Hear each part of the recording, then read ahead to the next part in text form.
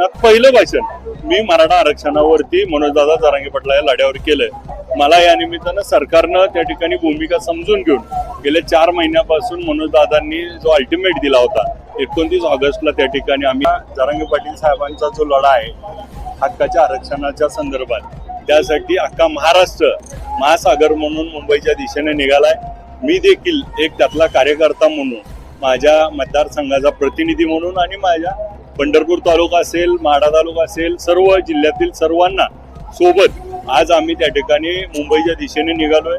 मोठ्या संख्येने आपल्या भागातून खूप मोठी सहकारी आज समाज बांधव या आरक्षणाच्या लढाईत मनोजदादाला साथ देण्यासाठी मोठ्या संख्येने निघालेत. आम्ही सर्वजण त्यामध्ये सामील आहोत. कायदे मंडळामध्ये सरकारला काय आव्हान कराल? आपण जर बघितलं असेल तर आरक्षणाच्या यावर निवडून आल्यानंतर पहिला मनोजदादा जरांगे पाटील साहेबांच्या लढ्याला त्या ठिकाणी सरकारनं भूमिका घ्यावी. पहिल्या अधिवेशनात पहिलं भाषण मी मराठा आरक्षणावरती मनोजदादा जरांगे पाटील या लढ्यावर केलंय.